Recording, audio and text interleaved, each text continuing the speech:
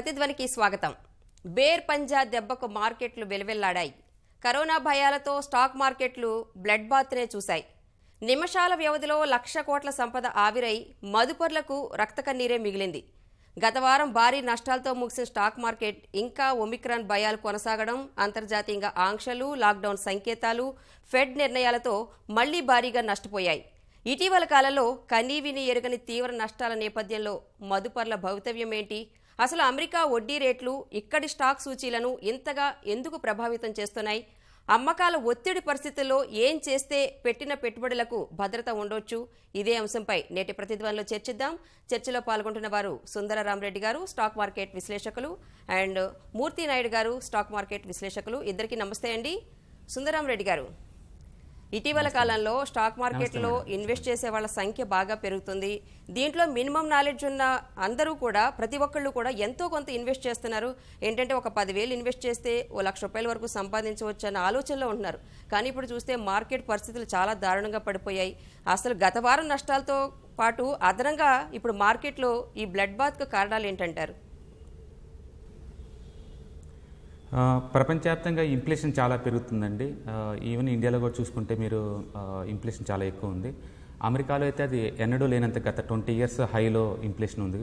Current అమెరికాలో 6% inflation note చేస్తుంది. America ఒకటే కాదు, వరల్డ్ వైడ్గా అన్ని కంట్రీల్లో కూడా ఇన్ఫ్లేషన్ పెరుగుతూ వస్తుంది. ఈ ఇన్ఫ్లేషన్ కంట్రోల్ చేయడం కోసం ప్రపంచవ్యాప్తంగా అన్ని బ్యాంకులు కూడా వడ్డీ రేట్లు పెంచుతున్నట్టు సంకేతాలు ఇస్తున్నాయి. రీసెంట్గా చూస్తే బ్యాంక్ ఆఫ్ లండన్ వాళ్ళు క్లియర్గా 0.25 బేసిస్ మీద వడ్డీ రేట్లు పెంచుతున్నారు. అలాగే యూరోప్ బ్యాంక్స్ కూడా క్లియర్ సిగ్నల్ ఇచ్చినాయి.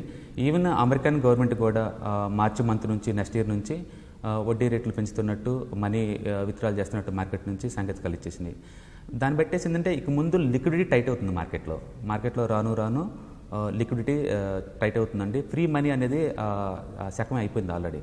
సో ఇక నుంచి ఓన్లీ క్వాలిటీ స్టాక్స్ మాత్రమే మార్కెట్ సస్టైన్ అవుతాయండి. మిగతాది మొత్తం కూడా ఏదైతే ఫ్రీ మనీ ఫ్లోట్ అవుతుందో మార్కెట్ వైజ్గా ప్రపంచవ్యాప్తంగా ఆ మనీ అంతా డ్రై అయ్యే ఛాన్స్ ఉంది. దాని తోడు ఎఫ్ఐఎస్ లాస్ట్ 3 months నుంచి దగ్గర 90,000 crores విత్డ్రాల్ చేశారండి. ఆల్మోస్ట్ ఎవ్రీడే 2,000 crores నుంచి 3,000 crores విత్డ్రాల్ చేస్తూనే ఉన్నారు. ఎఫ్ఐఎస్ కీప్ ఆన్ కంటిన్యూ అయ్యేది ఒక రీజన్ అయితే, ప్రపంచవ్యాప్తంగా ఈ కొత్తగా కోవిడ్ అనేది మళ్ళీ చాలా ఫాస్ట్గా స్ప్రెడ్ అవుతుంది. లాక్డౌన్స్ అనే రూమర్స్ తోటి మార్కెట్స్ ఈరోజు కొంచెం ఇదవుతుంది. ప్రపంచవ్యాప్తంగా ఈ ట్రెండ్ ఉందండి. కాకపోతే మన markets already all time high దగ్గర నుంచి 10% పడింది కాబట్టి, lot of quality stocks 52 weeks దగ్గరలో ఉన్నాయి కాబట్టి మార్కెట్ 16,000 దగ్గర సపోర్ట్ వస్తుందని మేము అనుకుంటున్నాం. మూర్తినాయుడు గారు, ఇప్పుడు స్టాక్ మార్కెట్ పతనం అనేది ఒక ఇండియాలోనే కాదు, ఆసియా, యూరప్ మార్కెట్లలో కూడా స్టాక్ సూచీలకి ఇదే రెడ్ సిగ్నల్ కనిపిస్తోంది. అంటే ఇప్పుడు ఇందాక రెడ్డి గారు మాట్లాడుతూ ఒకటే అన్నారు, వడ్డీ రేట్లు పెరగడం ఒక కారణంగా చెప్తున్నారు. ఒమిక్రాన్ భయాలు కూడా దీనికి బేర్ పంజాకి కారణం అనుకోవచ్చు అంటారా? కరెక్ట్ అండి. యాక్చువల్గా మార్కెట్లు పడటానికి ప్రతి 3 నెలలకి కూడా మనకు ఒక సైకిల్ కనిపిస్తూ ఉంటుంది. ప్లస్ మనకి ఈ కరోనా దగ్గర నుంచి కూడా మార్కెట్లో ఇండియన్ మార్కెట్ బాగా భారీగా పతనం అయిన తర్వాత, సెన్సెక్స్ 60,000 నుంచి 30,000 వరకు వచ్చిన తర్వాత ఇండియన్ మార్కెట్లో సంవత్సర కాలంగా ఎఫ్ఐఐస్ సుమారుగా 2,25,000 కోట్ల రూపాయలు ఇన్వెస్ట్ చేశారు. అంటే మార్కెట్ బాగా పడినప్పుడు ఎఫ్ఐఐస్ ఇన్వెస్ట్ చేస్తారు.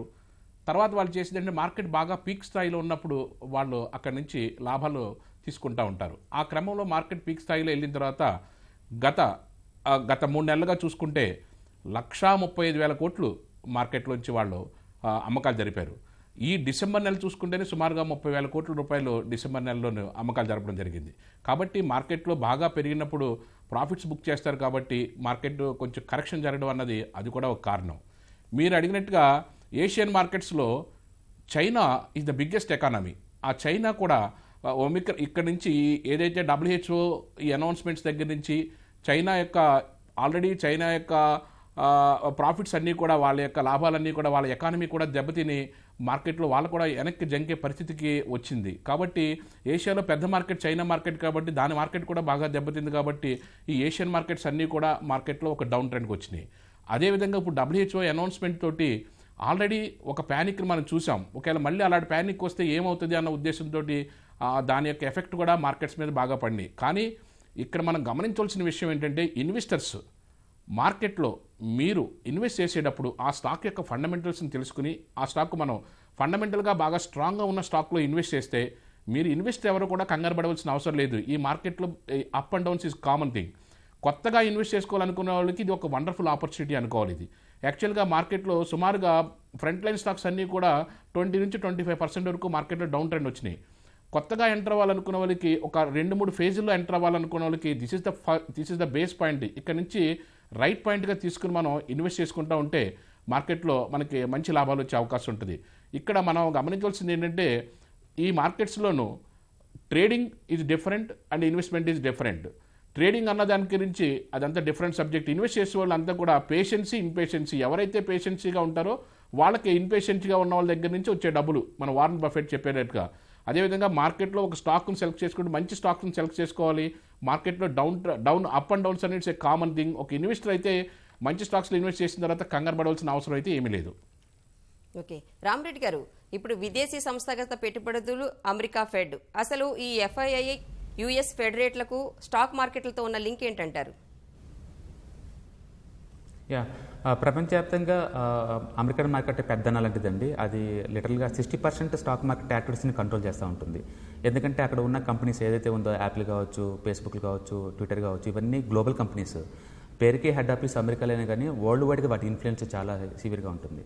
సో మన ఇండియన్ మార్కెట్ కానీ చూసామనుకోండి, entire Indian market capitalization is the lesser than the ఒక యాపిల్ స్టాక్. దాన్ని బట్టి ఊహించండి యాపిల్ లేదా అమెరికన్ ఎకానమీ ఎంత పెద్దదో ఇండియాతో కంపేర్ చేసినప్పుడు.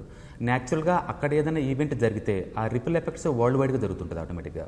సో ఇప్పుడు అమెరికాలో ఇన్ఫ్లేషన్ గత 25 ఇయర్స్లో హై ఎండ్లో ఉందండి. 6% ఇన్ఫ్లేషన్ ఉంది అమెరికాలో. అది టూ మచ్. అక్కడ బ్యాంక్ వడ్డీ రేట్లు లెస్ దెన్ 2% ఉంటుంది. ఇలాంటి టైంలో ఏ సెంట్రల్ బ్యాంక్ అయినా సరే ఇన్ఫ్లేషన్ కంట్రోల్ చేయాలంటే బయట విరివిగా ఉన్న డబ్బుని తగ్గించాలి సిస్టంలో ఉంచి. దానికి వాడే ఆయుధం ఏంటంటే వడ్డీ రేట్లు పెంచడం. ఒక్కసారి బ్యాంక్ వడ్డీ రేట్లు పెంచారనుకోండి, ఎవరైతే తక్కువ రేటుతో వడ్డీ రేట్లు తీసుకుంటారో వాళ్ళు తిరిగి మళ్ళీ మనీని బ్యాంకుకి ఇవ్వాల్సి ఉంటుంది. లేదా డెట్ ఫండ్స్ అట్రాక్టివ్గా అవుతాయి కాబట్టి ఆటోమేటిక్గా చాలామంది సేఫ్టీగా ఈక్విటీ మార్కెట్తో పోల్చుకుంటే డెట్ మార్కెట్ అట్రాక్టివ్ ఉంది కాబట్టి ఈ పెరిగిన వడ్డీ రేట్లతోటి అందరూ కూడా అమెరికన్ బ్యాంకులో డిపాజిట్ చేయడానికి ఇష్టపడుతుంటారు. తద్వారా ఏంటంటే ఈ వరల్డ్ వైడ్గా ఈ కోవిడ్ టైంలో కనుక అమెరికన్ లోయెస్ట్ ఇంట్రెస్ట్ రేట్స్ ఎప్పుడైతే చేసిందో అవన్నీ వరల్డ్ వైడ్గా అన్ని మార్కెట్లోకి వచ్చేసినాయి. ఇప్పుడు అదే అమౌంట్ ఎప్పుడైతే ఫెడరల్ బ్యాంక్ కనుక వడ్డీ రేట్లు పెంచుతానని సంకేతాలు ఇచ్చిందో తిరిగి అదే అమౌంట్ అంతా మళ్ళీ తిరిగి అమెరికా పోవడానికి రెడీ అవుతుంది. మీరు కనుక యూఎస్డీ ఐఎన్ఆర్ చార్ట్ చూసినా అదే విషయం చెప్తుంది. ఇట్స్ అప్ ట్రెండ్లో ఉంది. బాండ్ మార్కెట్ చూసినా అప్ ట్రెండ్లో ఉంది. గోల్డ్ చూసినా అప్ ట్రెండ్లో ఉంది. ఇవన్నీ ఈ మూడు కూడా ఈక్విటీ మార్కెట్కి ఇన్వర్టర్ ప్రొపోర్షనల్గా ఉంటాయండి. సో ఈక్విటీ మార్కెట్ పడుతున్నప్పుడు ఈ మూడు అప్ ట్రెండ్లో ఉంటాయి. సో క్లియర్ సిగ్నల్ ఇది. మార్కెట్లో లిక్విడిటీ స్క్వీజ్ రాబోతుంది.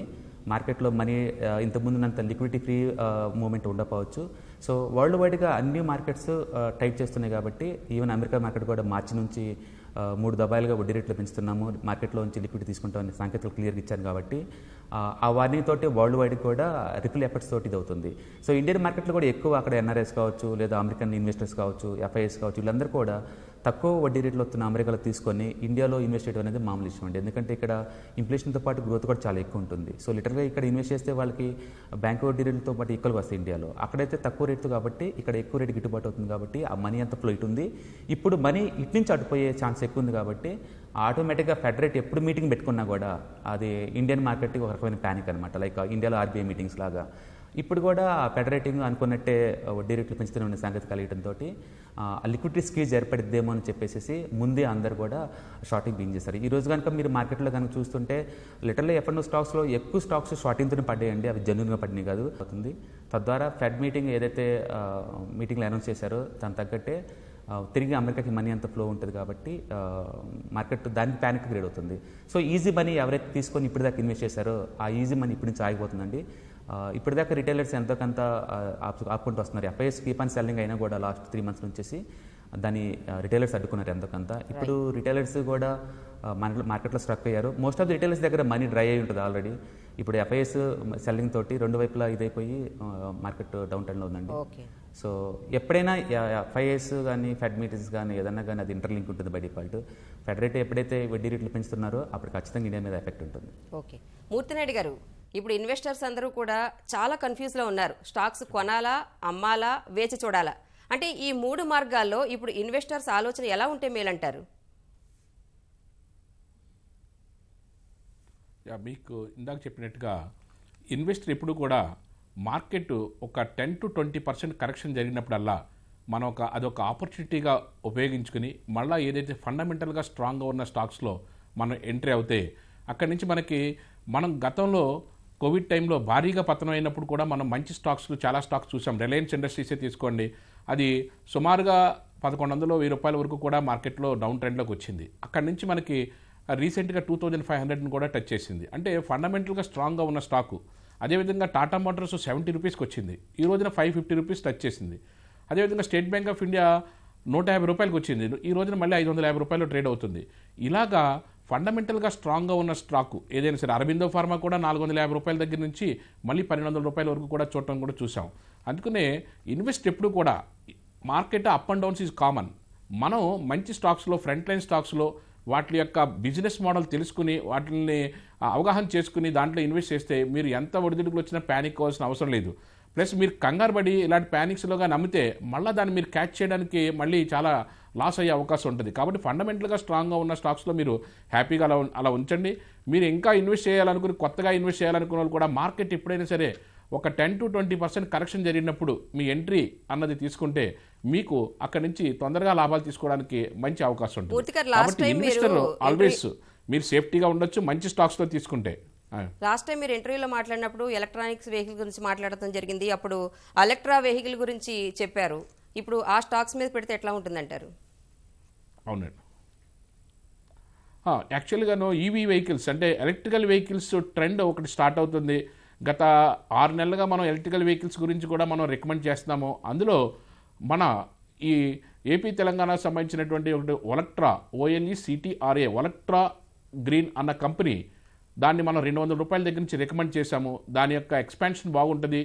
అది ఎలక్ట్రికల్ బస్సెస్ దగ్గర నుంచి స్కూటర్స్ వరకు కూడా డిఫరెంట్ వెహికల్స్ని మ్యానుఫ్యాక్చరింగ్ చేయడానికి ఫేజ్ వైజ్ రావడానికి వాళ్ళంతా కూడా ప్లాన్ చేసుకున్నారు.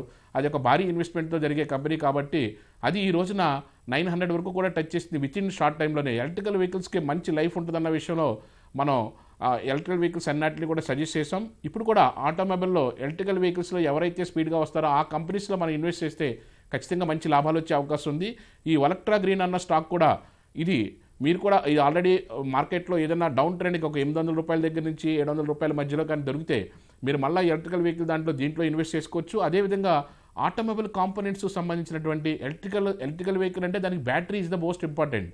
ఆ బ్యాటరీకి సంబంధించినటువంటి కంపెనీస్ కానీ, మన ఎలక్ట్రికల్ కాంపోనెంట్స్ సప్లై చేసే కంపెనీస్ కానీ ఇవన్నీ కమింగ్ డేస్లో బాగా ఉంటాయి. కాబట్టి మీరు కాస్త దీని మీద కొంచెం స్టడీ చేసి నెక్స్ట్ ఏ సెక్టార్లు బాగుంటాయి అలా సెక్టారల్ హెడ్స్ని దాన్ని మీరు క్యాచ్ చేయగలిగినట్టయితే, అదేవిధంగా కోవిడ్ టైంలోనూ చాలా కంపెనీస్ అన్నీ కూడా లాభాలు పెద్దగా లేకపోయినప్పుడు కూడా FMCG సెక్టార్ చూసుకుంటే ఏదైతే ఫాస్ట్ మూవింగ్ కన్జ్యూమర్ గుడ్స్, ఇది హిందుస్థాన్ యూనిలివర్ లిమిటెడ్ దగ్గర నుంచి, మ్యారికో దగ్గర నుంచి, బ్రిటానియా దగ్గర నుంచి ఇవన్నీ కూడా వాటి యొక్క సేల్ ఎక్కడ కూడా తగ్గలేదు. అవి ఎఫెక్ట్ ఇచ్చినప్పుడు కూడా మార్కెట్ అన్ని సెక్టార్ల మీద ఎఫెక్ట్ ఇచ్చినప్పుడు కూడా FMCG మాత్రం మనకి మంచి రిటర్న్స్ ఇవ్వడం జరిగింది. అలా కాస్త మార్కెట్లో కొంచెం ఆలోచించి కానీ చేసుకోగలిగితే ఇన్వెస్టర్కి ఏ అసెట్ క్లాస్ ఏమైనటువంటి మంచి ప్రాఫిట్స్ ఈ మార్కెట్స్ నుంచి తీసుకోవచ్చు. రైట్. సుందరరామ్ రెడ్డి గారు, మీ అబ్జర్వేషన్ ప్రకారం ఈ బేర్ ప్రభావం ఎంతవరకు కొనసాగొచ్చు అంటారు? స్థూలంగా అసలు ఏ రంగాల షేర్ల విషయంలో మదుపర్లు జాగ్రత్తగా వ్యవహరించాలంటారు? Current market little bit down trend కనపడుతుందండి. కాకపోతే ఈరోజు ఛానల్ సపోర్ట్ తీసుకుంది, down trend channel support. Maybe ఈ రోజుల్లో కనుక బ్రేక్ డౌన్ కాకపోతే మార్కెట్ ఇప్పటి నుంచి 500 పాయింట్స్ పైకి వెళ్ళే అవకాశం ఉంటుంది. ఒకవేళ ఇంకా డౌన్ ట్రెండ్ కనుకుంటే, అంటే ఈ రోజులో కనుక బ్రేక్ డౌన్ అయితే నెక్స్ట్ లెవెల్ 16,000 అండి. ఆ లెవెల్ కూడా బ్రేక్ డౌన్ ఏంటంటే మళ్ళీ ఇంకో 1000 పాయింట్స్ దగ్గర FIS లాస్ట్ టైం ఎక్కడైతే బై చేశారో ఆ ప్లేసెస్ సపోర్ట్ తీసుకుంటుంది. బేసికల్గా మార్కెట్ ఎంత దూరం పడిద్ది అనే బదులు మన పోర్ట్ఫోలియోలో ఏమేమి మంచి స్టాక్స్ నేను చూసుకోవడం బెటర్ అండి. ఎందుకంటే నిఫ్టీ ఓవరాల్గా 500 పాయింట్స్ అప్ అయినా డౌన్ అయినా దాంతో పని లేకుండా మన పోర్ట్ఫోలియో చాలా వరకు ఎఫెక్ట్ అవుతుంది. ఫర్ ఎగ్జాంపుల్ లాస్ట్ నుంచి మార్కెట్ డౌన్ అయింది ఓన్లీ 10%, కానీ మన పోర్ట్ఫోలియో స్టాక్స్ 10, 20, 30 కొన్ని అయితే 50% కూడా డ్రాప్ అయింది. అందుకని మార్కెట్ సపోర్ట్ లెవెల్స్కి వచ్చేసరికి మాత్రం 16,000 దగ్గర వెరీ స్ట్రాంగ్ సపోర్ట్ ఉంది. వర్స్ట్ అంటే జరిగితే ఆ ప్లేసెస్ సపోర్ట్ వస్తే నేను స్ట్రాంగ్గా నమ్ముతున్నాను. బట్ ఈ రోజుల్లో కట్ అవ్వకుండా ఉంటే కనుక 500 పాయింట్స్ బౌన్స్ బ్యాక్ అయ్యే ఛాన్స్ ఉంది. ఎందుకంటే అది డౌన్ ట్రెండ్ ఛానల్ సపోర్ట్లో ఉంది కాబట్టి ఈరోజు తీసుకున్నలో. ఏ సెక్టర్స్ అంటే లార్జ్ క్యాప్ స్టాక్స్ రికమెండ్ చేస్తాను. ఈ పాయింట్ ఆఫ్ టైంలో పెన్నీ స్టాక్స్ అని చెప్పేసి స్మాల్ క్యాప్స్ ఇట్లో ఇన్వెస్ట్ చేసే బదులు better to stick with large caps. ఎందుకంటే HDFC బ్యాంక్ కావచ్చు, HDFC కావచ్చు, ఏషియన్ పెయింట్స్ కావచ్చు, ఇలాంటివన్నీ కూడా ఎవ్రీ 5 years ఒకసారి మీ అమౌంట్ డబుల్ చేస్తున్నాయి లాస్ట్ 20 years నుంచి. Look at historical data. Every 5 yearsకి ఒకసారి మీ అమౌంట్ డబుల్ అవుతుంది వీటిలో కనుక ఇన్వెస్ట్ చేసుకుంటూ పోతే. సో మార్కెట్లో వాలటిలిటీ సైడ్ అయ్యేంత వరకు better to stick with large caps. ఇంకా మీకు కనుక కొంచెం పేషెన్స్ కనుకుంటే ఈటీఎఫ్స్ అండ్ మ్యూచువల్ ఫండ్స్కి ఇన్వెస్ట్ చేయడం బెటర్ ఈ టైంలో. ఓకే అండి. మూర్తి గారు, ఇప్పుడు చాలామంది నిపుణుల నుంచి వినిపిస్తున్న మాట ఒక్కటే, మార్కెట్లు తిరిగి కోలుకోవడానికి ఒక బలమైన పుష్ కావాలని అంటున్నారు. అంటే అందుకున్న అవకాశాలు ఏంటంటారు?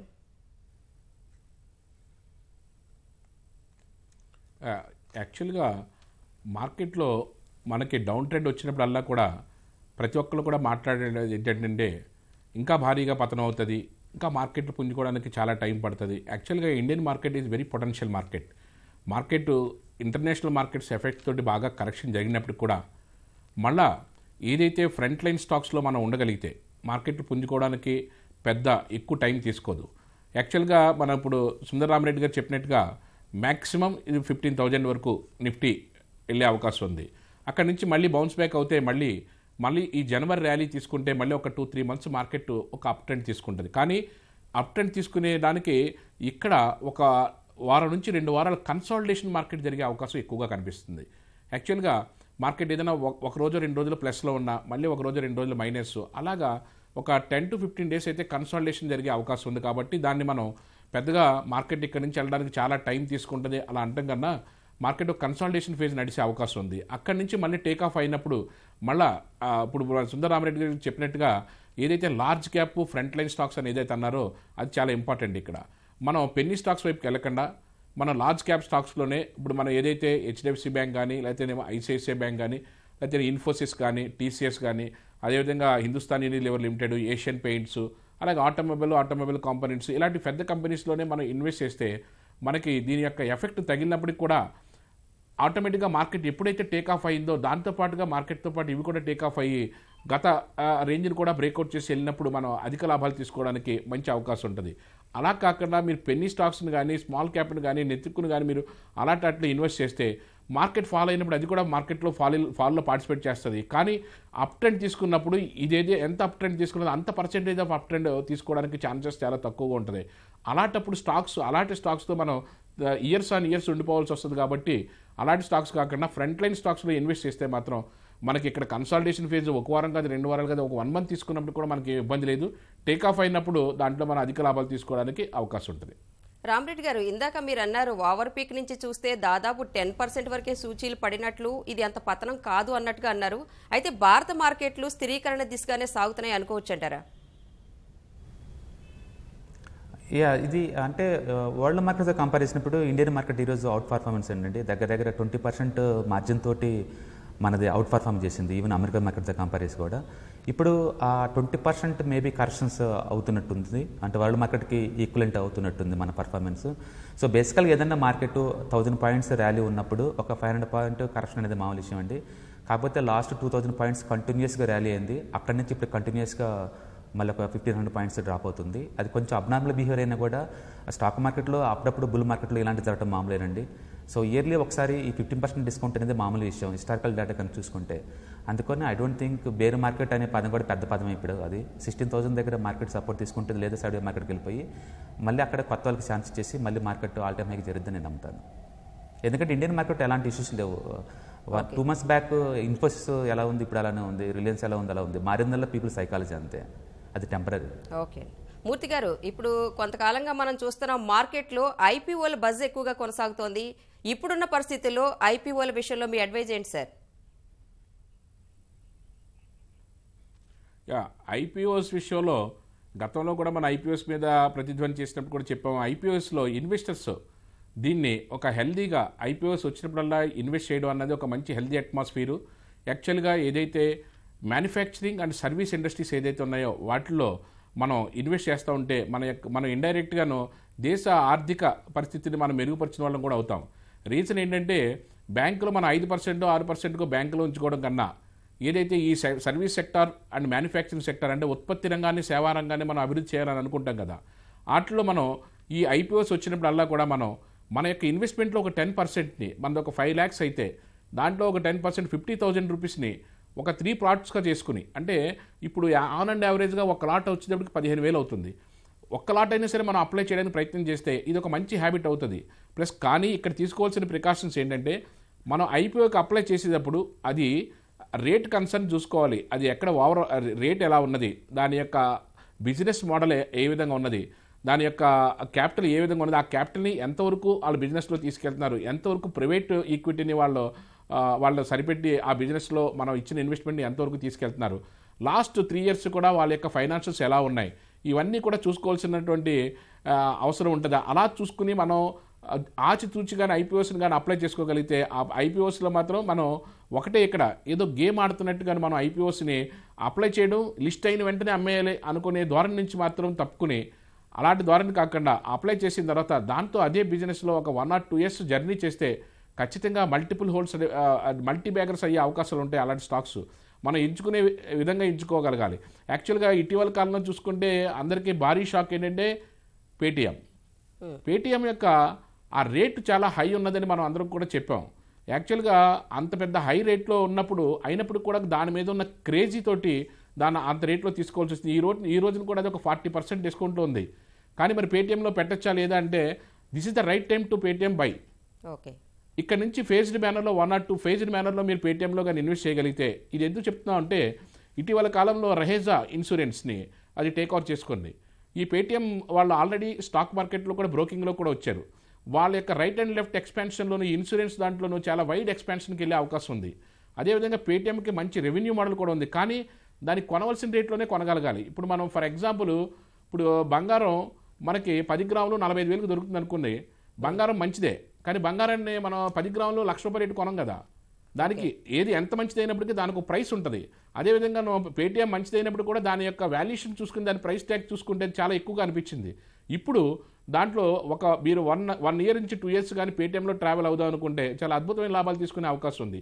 ఇటువంటి అంచనాతోటి కానీ రాగలిగితే ఇటీవల కాలంలో వచ్చిన ఐపీఓస్లు ఈ రోజున కూడా లిస్ట్ అయినటువంటి శ్రీరామ్ ప్రాపర్టీస్ ఏదైతే ఉందో అది కూడా 20% డిస్కౌంట్లు ఈ రోజున మనకి మార్కెట్లోకి డిస్కౌంట్ అయ్యి మార్కెట్లో ట్రేడ్ అవడం జరిగింది. కాబట్టి మనం ఐపీఓ అప్లై చేసుకుంటాం అన్నది మంచిదే. కానీ దాని యొక్క ప్రైస్ ట్యాగ్ని చూసుకుని ఇప్పుడు ఫర్ ఎగ్జాంపుల్ మెడిప్లస్ వచ్చింది. మెడిప్లస్ అన్నది మనకి మెడికల్ ఫీల్డ్లోనూ ఒక ట్రమండియస్ తీసుకొచ్చినటువంటి రీటైల్ ఇండస్ట్రీలో ఒక అద్భుతమైనటువంటి మార్పును తీసుకొచ్చింది. మనకు గత 30-40 సంవత్సరాల స్వాతంత్రం వచ్చినప్పటి నుంచి ఏ మెడికల్ షాప్ దగ్గర కొన్నా ఎవరో మనకి డిస్కౌంట్ ఇవ్వలేదు. కానీ ఈ మెడిప్లస్ అన్నది ఒక 20% డిస్కౌంట్ తోటి మనకి వస్తే మంచి బిజినెస్ చేస్తుంది. ఇలాంటి సర్వీస్ సెక్టార్లో మనం ఇన్వెస్ట్ చేస్తుంటే మనకి మంచి లాభాలు వచ్చే అవకాశం ఉంటుంది. Right sir, thank you very much Murthy garu, thank you very much Sundararamareddy garu. ఇది మార్కెట్లో ఒడిదుడుకులు అనేది మాత్రం సహజంగానే ఉంటాయి. కానీ ఎవరైనా పెట్టుబడి పెట్టాలనుకున్నప్పుడు ఆ రంగం మీద అవగాహన పెంచుకోవాలని నిపుణులు చెప్తున్నారు. ఇది నేటి ప్రతిధ్వని. నమస్తే.